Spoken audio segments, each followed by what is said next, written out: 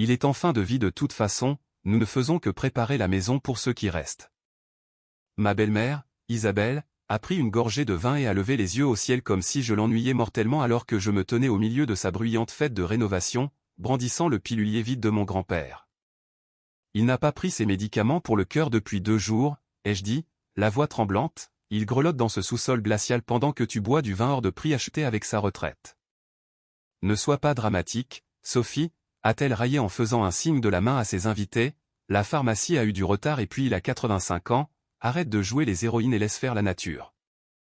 Je l'ai regardé, puis j'ai regardé mon père, Philippe, qui s'est détourné pour laver une assiette plutôt que de croiser mon regard, et j'ai pensé à mon grand-père Henri en bas, recroquevillé sous une fine couverture avec une madeleine rassie, attendant des soins qui ne venaient pas. À ce moment-là, j'ai su que ce n'était pas de la négligence, c'était un compte à rebours. Regardez ces chiffres, ai-je dit en claquant le carnet de santé sur le comptoir en marbre, sa tension est à 18 novembre, il est en insuffisance cardiaque active, les bêta-bloquants ne sont pas optionnels.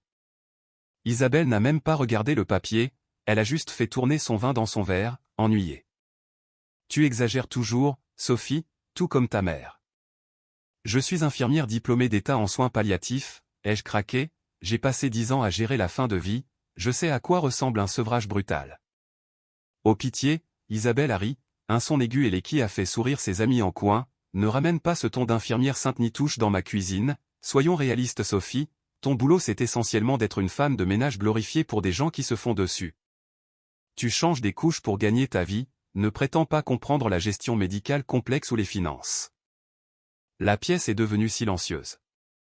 Mon demi-frère, Thomas, a ricané depuis le coin, levant enfin les yeux de son téléphone pour profiter du spectacle.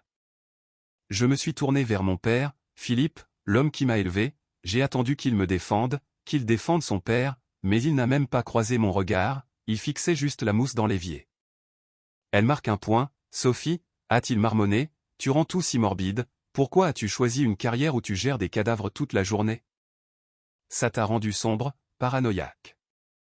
J'ai regardé vers l'embrasure de la porte, grand-père Henri se tenait là, s'agrippant au cadre de la porte pour ne pas tomber, il avait l'air honteux, il avait l'air de les croire.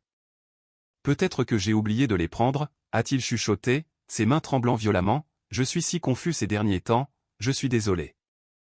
Et c'est là que la réalisation m'a frappé comme un coup physique, ce n'était pas juste de la cruauté, c'était une stratégie. Dans mon métier, on appelle ça le détournement cognitif médical, c'est le moyen le plus efficace de tuer quelqu'un sans laisser de bleu. Vous privez la personne de la chose même qui garde son esprit clair, les médicaments, la stabilité, la routine, et quand son corps commence inévitablement à faillir, vous pointez les symptômes du doigt et dites tu vois, il perd la tête, il est sénile, il est incompétent. Vous convainquez la victime que sa mort est de sa propre faute, vous brisez son esprit pour pouvoir voler sa signature. Il le rendait malade exprès, il fabriquait une démence pour saisir le domaine et l'héritage avant qu'il ne meure naturellement. Mon père m'a traité de paranoïaque, Isabelle m'a traité de femme de ménage. Très bien. Ils avaient raison sur une chose, je suis une nettoyeuse et je sais exactement comment me débarrasser des déchets toxiques. J'ai ravalé la rage qui me serrait la gorge, j'ai ramassé le carnet de santé, lissé les plis et forcé mon visage à prendre un masque de soumission totale et brisé. Tu as raison, ai-je dit, ma voix douce, je suis juste fatigué. Je suis désolé, Isabelle a souri, victorieuse. Bien, maintenant va chercher ton manteau, tu plombes l'ambiance. Je me suis détourné, il pensait m'avoir brisé, il pensait que je partais la queue entre les jambes, mais je ne partais pas, je venais juste de pointer à l'usine. J'ai forcé mes épaules à s'affaisser, ma tête à se baisser, je me suis fait ressembler exactement à la femme battue et épuisée qu'il voulait voir. Tu as raison, ai-je dit, ma voix à peine un murmure, je surréagis, les gardes ont été longues, je suis désolé Isabelle. Isabelle a souri, c'était le sourire d'un prédateur qui venait de voir sa proie se retourner et exposer son ventre. Eh bien, au moins tu peux l'admettre, a-t-elle dit en lissant son chemisier en soie, va chercher ton manteau et essaie d'être moins déprimante la prochaine fois que tu viens, on essaie de faire la fête. Je me suis tourné et j'ai marché vers le petit salon, bougeant lentement, traînant les pieds comme une enfant grondée, mais à l'intérieur mon esprit était devenu silencieux et froid. En soins palliatifs, on apprend à se déplacer silencieusement autour des mourants, on apprend à être présent sans être vu. J'ai réalisé alors que j'avais abordé tout cela de la mauvaise manière, je les avais combattus comme un membre de la famille, mais quand on chasse un prédateur, on ne fait pas de bruit, on ne discute pas, on devient le décor. On les laisse croire qu'ils sont aux commandes jusqu'à ce que le piège se referme. Dans le salon, mon demi-frère Thomas était affalé sur le canapé en cuir, ses bottes sur la table basse, il tapait furieusement sur l'iPad familial. Il a levé les yeux, un rictus déformant sa lèvre. Regardez qui voilà, la vieille fille est de retour.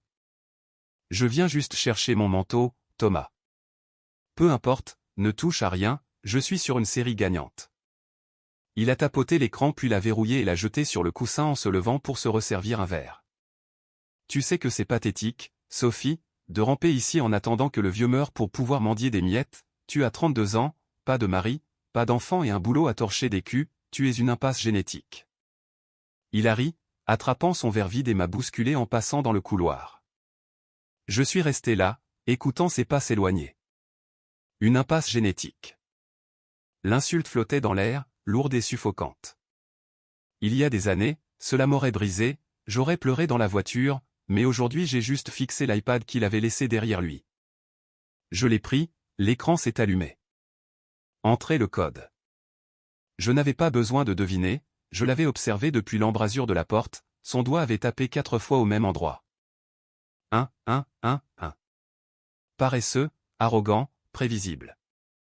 J'ai tapé le code, l'appareil s'est déverrouillé, mes mains ne tremblaient pas. J'ai ouvert le navigateur. CryptoBet, Vegas en ligne, échange de coins. Je suis allé dans les réglages, mot de passe, face ID requis. J'ai pointé l'appareil vers mon visage, ça a échoué, puis il a redemandé le code. 1. Une liste de mots de passe enregistrés a inondé l'écran, accès bancaire, compte email, site de jeu d'argent. J'ai sorti mon téléphone et pris des photos de tout. Thomas pensait que j'étais une ratée parce que je n'avais pas de bague au doigt, il ne réalisait pas que pendant qu'il se moquait de ma vie, je capturais les clés numériques de sa destruction. J'ai verrouillé l'iPad et l'ai remis exactement là où il l'avait laissé, puis j'ai regardé la bibliothèque. Sur l'étagère du haut, enterré derrière une pile de vieux Paris Match, se trouvait le vieux babyphone poussiéreux qu'ils avaient acheté pour une nièce venue en visite il y a 3 ans. Il était débranché, l'objectif face au mur. J'ai tendu la main, je n'avais pas de matériel d'espionnage, je n'avais pas de micro, j'avais un babyphone vieux de 10 ans avec un emplacement pour carte SD. Je l'ai retourné, je l'ai branché dans la prise cachée derrière les livres, la petite lumière rouge a clignoté une fois, puis s'est stabilisée, enregistrement en cours. J'ai attrapé mon manteau et je suis retourné vers la cuisine. Isabelle se versait un autre verre de vin, Thomas riait d'une blague sur son téléphone. Je me suis arrêté à la porte, je devais planter la graine. Au fait, ai-je dit, gardant ma voix tremblante et anxieuse, j'ai vu quelque chose de bizarre sur l'alerte bancaire de grand-père hier avant que tu ne prennes son téléphone. Isabelle s'est figée, la bouteille en suspens au-dessus de son verre. Quoi? Ça disait le compte gelé pour activité suspecte, quelque chose à propos de crypto-monnaie. J'ai regardé Thomas. Je pense que des pirates ont pu le cibler, vous devriez vérifier, si la banque gèle les avoirs, les travaux s'arrêtent.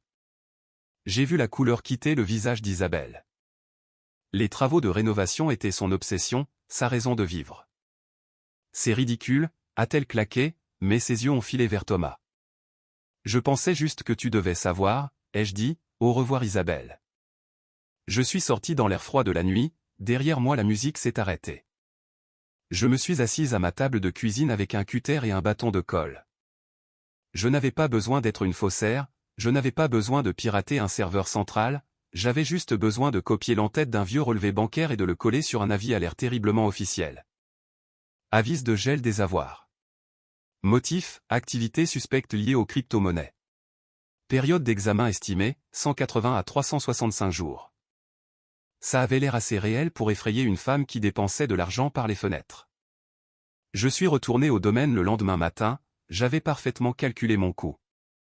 La camionnette d'un entrepreneur tournait au ralenti dans l'allée et je pouvais entendre des cris depuis le perron. Je me fiche de vos excuses Madame Thérault, un homme costaud avec un casque de chantier hurlait, le coût des matériaux a augmenté, j'ai besoin de la compte avant midi ou on s'en va et on reprend le bois avec nous. Isabelle se tenait dans l'encadrement de la porte, serrant son peignoir en soie, l'air affolé. Je vous ai dit que le virement est en attente, c'est juste un bug bancaire. Vous avez jusqu'à midi, a craché l'homme avant de retourner vers son camion. Isabelle s'est retournée et m'a vu debout dans l'allée, ses yeux se sont plissés. « Qu'est-ce que tu veux ? Je n'ai pas le temps pour tes petites visites. » « Je sais, » ai-je dit, essoufflé, en agitant l'enveloppe, j'ai revu l'alerte, je suis allé à l'agence bancaire ce matin pour demander pour toi, ils m'ont donné ça. Je lui ai tendu la fausse lettre. Elle l'a arrachée, ses yeux ont scanné la page, j'ai regardé le sang quitter son visage. 1 an, a-t-elle chuchoté, ils ne peuvent pas geler ça pendant 1 an, les travaux, les entrepreneurs. C'est le protocole fédéral pour le blanchiment d'argent via crypto, ai-je menti, ils pensent que grand-père déplace des fonds illicites, si la police s'en mêle, la maison sera saisie comme preuve. Elle a regardé le camion de l'entrepreneur, puis la lettre. Elle était coincée. L'avidité avait creusé le trou, la panique l'y poussait. Règle ça, a-t-elle sifflé, c'est toi l'infirmière, tu gères la bureaucratie, fais disparaître ça. Je ne peux pas dégeler le compte, ai-je dit en prenant ma voix la plus serviable et soumise, mais le directeur de la banque m'a dit qu'il y a une faille, si nous engageons un expert comptable judiciaire certifié privé pour prouver que les adresses IP venaient de l'extérieur de la maison. Des pirates en gros, ils peuvent lever le gel en 48 heures. 48 heures ? Oui mais ça coûte de l'argent et tu dois l'autoriser. J'ai sorti le porte-bloc de mon sac, dessus il y avait une lettre de mission standard pour un cabinet d'expertise comptable, un que j'avais déjà engagé avec mes propres économies, et une procuration limitée leur donnant un accès total à toutes les données historiques des transactions. Je peux payer pour l'auditeur, ai-je proposé, je veux juste que le nom de grand-père soit blanchi, tu as juste besoin de signer en tant que soignante principale. Isabelle a regardé le papier, elle n'a pas lu les petits caractères, elle n'a pas vu que l'audit n'était pas limité aux pirates, elle n'a pas vu que ça autorisait une reconstruction complète de chaque centime dépensé ces 5 dernières années. Elle voyait seulement la solution à son problème d'entrepreneur, elle voyait un moyen de blâmer les pertes de jeu sur des pirates ou sur Thomas, de débloquer l'argent et de finir ses travaux. C'est bon, a-t-elle claqué en saisissant mon stylo, fais-le et dis-leur de se dépêcher. Elle a signé d'une signature pointue et irrégulière l'Isabelle Thérault. Elle m'a rendu le porte-bloc brutalement. Maintenant sors, j'ai des idiots à gérer. Elle pensait avoir approuvé un ticket de support technique, elle venait en fait de signer des aveux pour détournement de fonds aggravés. 2 semaines plus tard, nous étions assis dans la salle de conférence froide d'un cabinet d'avocats. Isabelle et Thomas en face de moi, mon père Philippe au milieu, pâle, espérant la clémence. Maître Vance, l'expert comptable judiciaire, a ouvert son ordinateur portable. Nous avons reconstitué 5 ans de finances, les pirates étaient des appareils locaux enregistrés à ce domicile. Thomas s'est figé. Des virements totalisant 140 000 € sont allés vers des crypto-casinos offshore, a dit Vance, autorisés depuis l'iPad de Thomas, code 111 suivi d'une connexion à son email. Thomas a bafouillé quelque chose à propos de piratage. Étage 75 000 € de plus, a continué Vance, ont été détournés de la retraite d'Henri vers une société écran au luxe intérieur enregistrée à votre nom, Madame Thérault. Silence. Vous avez facturé le domaine, vous vous êtes payé et avez déplacé l'argent vers votre épargne personnelle, vol total de 215 000 €. Je l'ai regardé. Vous avez signé l'audit, vous avez payé un professionnel pour documenter votre crime. Isabelle a explosé, a viré Vance et lui a ordonné de sortir. Il a répondu calmement, en tant qu'expert comptable assermenté, j'ai une obligation de signalement pour abus financier sur personne âgée, j'ai envoyé ce rapport au procureur de la République il y a 10 minutes. Puis il est parti. Coincée, Isabelle a contre-attaqué, appelant le 17 et les services sociaux, prétendant qu'Henri avait une démence avancée et était manipulé par moi. Quand les officiers sont arrivés, elle a sangloté sur commande. Il est incompétent, a-t-elle hurlé. Je l'ai regardé.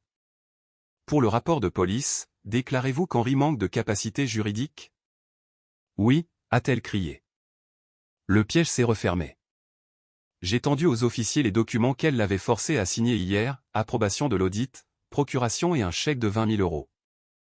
S'il est incompétent, ai-je dit calmement, alors le contraindre à signer ceci hier constitue un abus de faiblesse caractérisé et une fraude. Elle s'est figée.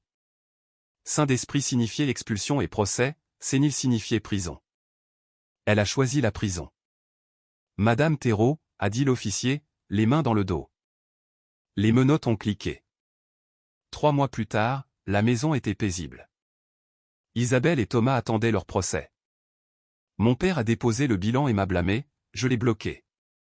Grand-père Henri était assis près de la fenêtre en lisant le journal, stable, l'esprit clair. Je lui ai apporté son thé et ses médicaments, les vrais. Ils m'ont dit que j'étais un fardeau, a-t-il dit doucement. Ils ont menti. Je l'ai rasé soigneusement, une odeur de bois de santal remplissant la pièce. Isabelle m'avait traité de nettoyeuse, pensant que c'était une insulte, elle avait tort.